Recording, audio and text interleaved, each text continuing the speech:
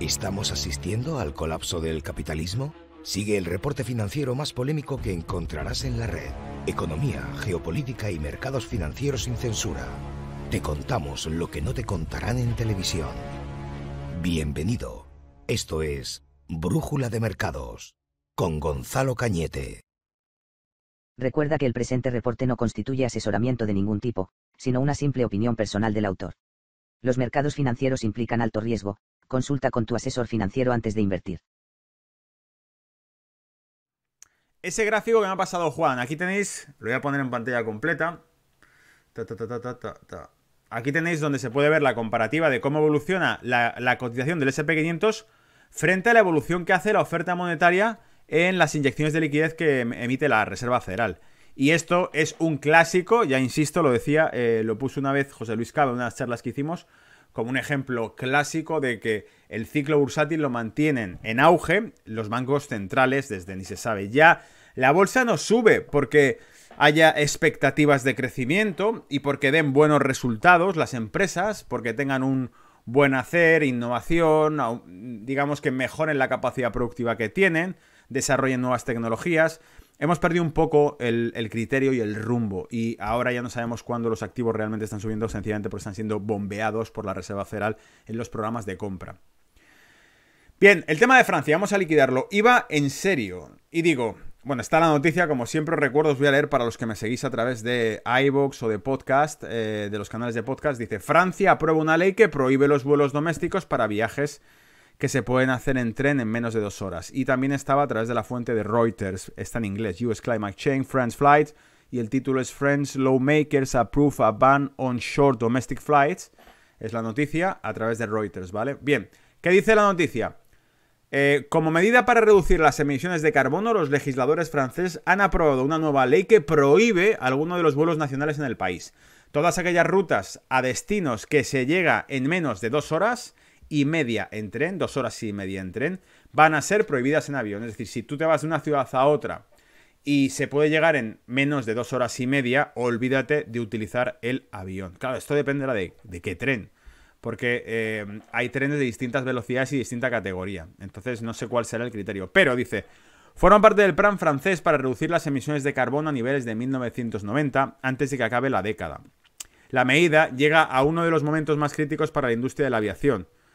En uno de los momentos más críticos. Las aerolíneas poco a poco están recuperándose tras el parón por confinamientos a nivel global durante el año pasado. Esta medida reduciría más sus ingresos al no poder cubrir más algunas de las rutas entre ciudades francesas. Precisamente la semana pasada, el gobierno francés dijo que contribuirá con una recapitalización de Air France por valor de 4.000 millones de euros que le van a soltar ahí dentro.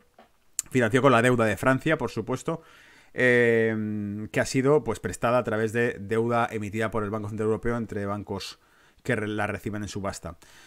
Acabo de explicar ahí el truco del almendruco, ¿vale? Al que se haya quedado con la nota, enhorabuena. El proyecto de la ley ahora tendrá que ser aceptado por el Senado antes de una tercera y última votación en la Cámara Baja. Independientemente, activistas ambientales creen que la medida no es suficiente y que deberían haberse prohibido todos los viajes que se pudiesen hacer en 4 horas en tren y no en 2 horas y media. ¿Por qué no? Por supuesto en 4, ¿vale?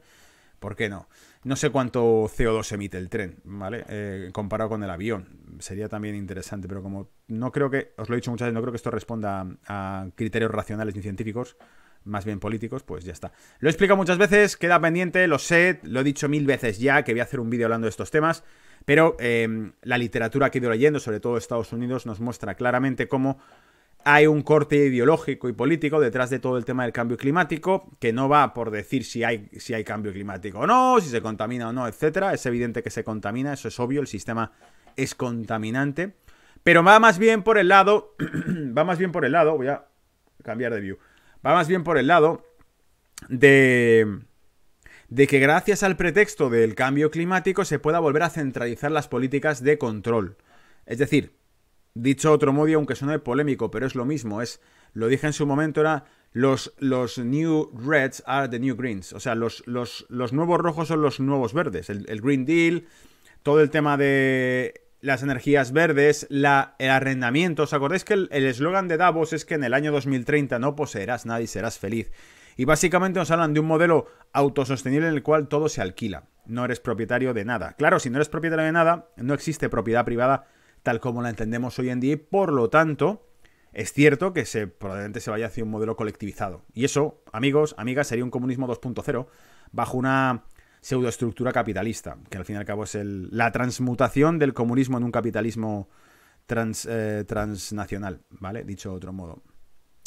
Bien, voy a leer entonces ahora el correo que me ha mandado Cristian. Es Cristian A. Doblas, tenéis aquí el título que tiene, Senior Engineer, porque está aquí en Reino Unido, que también tengo pendiente verle un día, tomarnos algo, que me lo has dicho varias veces ya en el correo, te tomo la palabra en cuanto tengamos ocasión. Un día quedamos y nos vemos, ¿vale? Nos tomamos algo y nos conocemos, claro que sí. Y además tengo también por ahí a Alberto, que también sigue el canal, me ha escrito también por LinkedIn alguna vez para ver si nos vemos, si nos conocemos en persona y también, por supuesto, encantado. Leo, ¿vale? Porque esto está muy interesante. En tu vídeo, y pone el link abajo, en referencia a un mail que te había enviado Miguel B., se hace unos comentarios para nada correctos, según él, ¿vale? Miguel, no te enfades, esto es lo que nos dice Cristian. O sea, yo aquí abro ya el debate entre vosotros y claro, cogí el de Miguel porque me pareció voy a poner pantalla para que lo veáis, ¿vale? Pero me pareció un mail muy bueno, ¿vale? Que pinchaba bien ahí, era un mail desde el conocimiento porque también trabajas en la industria, Miguel. Y en este caso, Cristian, que también trabaja en la industria, tengo el LinkedIn, Cristian, me mandabas ¿vale? Rebatiendo lo que nos había dicho Miguel. Decía, no solo trabajo en automoción desde hace 10 años, sino que además estoy haciendo research de los sistemas powertrain eléctricos híbridos y de hidrógeno. O sea, ahora mismo tenemos a un tipo que es experto en temas de energía renovables. Sí, sus costes, sus consumos, eficiencias y todo lo que quieras saber. Sé sus costes, sus consumos, eficiencias y todo lo que quieras saber. Qué mal leo. Dice, decir que el vehículo de hidrógeno, paréntesis, FCEV, Fuel Cell Electric Vehicle, es más verde porque utiliza hidrógeno en vez de electricidad generada por fuentes no limpias, es absurdo que lo voy a justificar debajo, dice. Primero, el 90% del hidrógeno producido industrialmente proviene por reformación química del gas natural, por lo tanto, no es limpio, se llama hidrógeno azul. Segundo, para producir 1 kilogramo de hidrógeno se necesitan 40 kilovatios de electricidad en condiciones ideales, pero en la práctica la cifra supera los 50 kilovatios. Sí, es correcto, 50.000 vatios, y eso suponiendo que tuvieras una central con alta eficiencia. Tercer punto, si la electricidad utilizada en un producto de hidrógeno proviene de energías renovables, podemos decir que el hidrógeno es limpio, pero si la electricidad proviene de cualquier otro tipo de central, entonces no es limpio. Si estamos considerando que utilizamos electricidad de energías renovables, es mucho más eficiente utilizar dicha electricidad en un vehículo eléctrico directamente que no a través de un proceso de convertir electricidad en hidrógeno. ¿Por qué? Bueno, aquí hago un punto. Aquí lo que decía Miguel, por ejemplo, o lo que habíamos abierto, por lo que escribió Miguel, el debate se abrió porque decíamos que había países con deficiencias energéticas que no generan suficiente energía o cuota de energía a través de energías renovables que tienen que combustionar carbón y petróleo para generar electricidad o comprarla a Francia, dicho de otro modo. Punto número 4, dice el por qué. Vale, punto número 4. Cuarto, en la producción de hidrógeno, si por ejemplo utilizamos 50 kilovatios de electricidad, solo obtenemos 1 kilogramo de hidrógeno con 34 kilovatios de energía. Luego la pila de combustible en nuestro vehículo convertirá dicho hidrógeno en electricidad con una eficiencia, paréntesis en los mejores casos, cierro paréntesis, del 60%. En resumen, esos 50 kilovatios al final la energía útil utilizada en el vehículo ronda el 40% de la energía inicial. O sea que estamos perdiendo energía en este caso. Y esto es en condiciones ideales. En resumen, el well to tank de hidrógeno es penoso frente al vehículo eléctrico. Y no es más limpio que el vehículo eléctrico. Todo depende de las fuentes de energía que utilices. Una respuesta súper técnica, gracias Cristian. Lo que yo entiendo aquí es que tanto uno como otro entonces no son eficientes o recurren al consumo de energía, porque el coche eléctrico, como decíamos, si finalmente la electricidad no puede ser generada de manera limpia o sostenible, pues igualmente tenemos que combustionar petróleo. Bueno, es que no lo digo yo, es que lo estábamos leyendo en un artículo hace 2 semanas, creo que fue 2 o 3, donde precisamente lo que decían era, cuidado porque es que esto se traduce en que países que no tienen suficiente cuota de electricidad generada con aire, con agua o con sol, tienen que recurrir a combustionar carbón o petróleo para generar electricidad. Luego, ¿qué cojones? Es que al final no emite CO2 el coche, pero para cargarle la batería hemos tenido que quemar combustible y hemos emitido CO2 igualmente. Bien, sigo con el cuadro que nos mostraba porque en el correo me mandó bastante información y termino con esto. Por cierto, dice, el coste de un solo kilogramo de hidrógeno depende de la fuente de producción. 1. Hidrógeno que proviene de gas natural, paréntesis, no limpio, cierro paréntesis, alrededor de 2 o 3 dólares por kilo. Hidrógeno que proviene de hidrólisis por electricidad, coste de 10 a 15 dólares por kilo, entiendo. Luego es mucho más caro el hidrógeno por hidrólisis eléctrica. Anivida, ¿de dónde van a venir el hidrógeno que te vendan en una hidrogenera? De Repsol o de quien sea en España. Si la opción 1 es la más barata, ya sabemos la respuesta.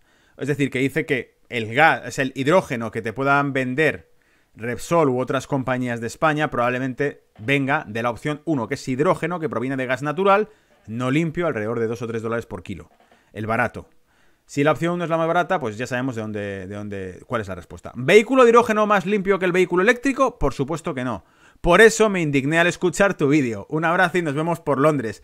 O sea, que te llegaste a indignar cuando escuchaste el vídeo, ¿vale? Te llegaste a indignar, dijiste, esto no puede ser, no, esto está mal. Pues no sé, gracias por tu correo porque me parece que es una explicación bastante técnica y profunda. Miguel, ahí puedes coger ya el relevo si quieres para seguir este debate. Yo estoy abierto, ¿vale? A ir leyendo cada respuesta que vayáis dando en esto porque me parece que es un tema súper interesante y que evidentemente yo desconozco porque los dos sois de la industria, del sector, de que tenéis conocimiento sobre esto. Pero vamos, Cristian nos acaba de mandar una respuesta bastante técnica, ¿vale? ¿Tira esto o no tira esto? A ver, ¿cómo pasamos? Joder, es que se te va de las manos. Vale, y voy con la noticia que me pasabais también sobre China pone a Alibaba una sanción récord. Atento porque cambio de tema y ahora lo que vamos a hablar es que pues ya hemos liquidado el tema de la energía verde y todo esto, pero quiero hablar un poco más de por qué creo que China ve realmente por dónde va la historia con las tecnológicas, le está cogiendo miedo a las tecnológicas. Si es que le coge miedo a algo, que estamos hablando del Partido Comunista Chino que no le tiene miedo a nada. Pero si le tiene miedo a algo, está diciendo Estados Unidos, fíjate Twitter lo que ha hecho y fíjate Facebook el poder que tiene. Pues lo hemos visto, o sea, hay un control absoluto del pensamiento. Estamos zombificados a través de las pantallas, estamos todo el puto rato opinando, creemos lo que nos dice la tele o lo que ratifica las redes sociales, lo cual es terrorífico. Imagínate el poder que tienen. Entonces, hablando claro, que me voy por las ramas, China dice, no, esto aquí, las tecnológicas tienen que estar atadas en corto, hay que hacer una demostración de fuerza y que sepan que aquí el que manda es el Partido Comunista Chino, nadie está por encima de ellos. Las autoridades reguladoras de China han sancionado al gigante del comercio electrónico Alibaba con 18.000 millones de yuanes, que son casi 3.000 millones de dólares, por violar las reglas de antimonopolio y abusar de su posición de mercado. La sanción, que equivale a cerca del 4%, o sea, si te he dicho... Escucha, si te he dicho que son casi 3.000 millones lo que le han metido de multa, ahora te digo que eso equivale al 4% de los ingresos que tuvo la compañía en 2019. O sea, imagínate el bicharraco de compañía Alibaba lo que factura este monstruo, ¿vale? Es la mayor por antimonopolio impuesta nunca antes en China, en el marco del intenso control emprendido por este país en los últimos meses sobre las grandes empresas tecnológicas. Lo he resaltado esto para que os deis cuenta que realmente podría ser esta pseudocruzada contra las tecnológicas en China, porque China quiere demostrar, pues eso, que tiene músculo y que las tiene cogidas por los huevos a las compañías de tecnología, que no se les ocurra pensar que pueden cambiar o controlar China como pasa en Estados Unidos. Por cierto, la fuente es El País, título original del artículo es China pone a Alibaba una sanción récord de 2.300 millones de euros por su posición de dominio. ¿Vale? Venga, vamos al tema. En una comunicación, la Administración Estatal para la Regulación de Mercados, SAMS, por sus siglas en inglés, afirma que una investigación iniciada en diciembre determinó que Alibaba ha estado, comillas, abusando de su dominio del mercado, cierro comillas, desde el año 2015.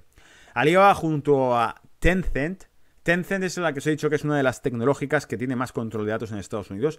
Es uno de los gigantes tecnológicos chinos en el punto de mira de los reguladores chinos, lo que se ha relacionado también con las críticas lanzadas el pasado mes de octubre por su fundador, el magnate Jack Ma, contra el sistema de control financiero del país. Esto es lo que os he dicho al principio, que Jack Ma criticó la regulación financiera de China y no se le vio el pelo en 2 meses, por lo menos, en ningún sitio, hasta que finalmente ha aparecido. Se especulaba que si lo habían detenido, que si lo tenían por ahí, bueno, en fin.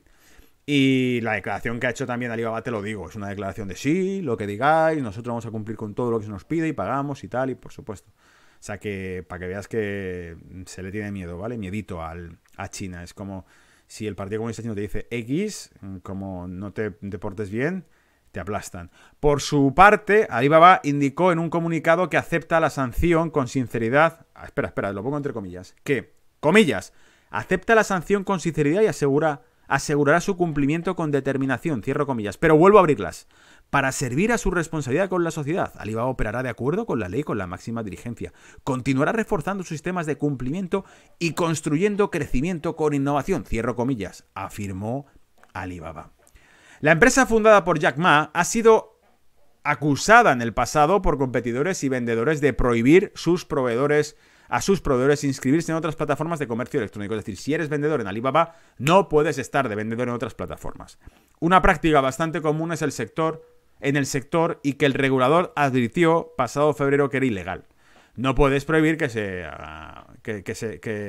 solamente se pueda vender a través de tu plataforma. Tienen derecho a ofrecerlo a través de otras plataformas. Claro, pues ahí está el tema, ¿vale? ¿Te vale bien? Bueno, pues...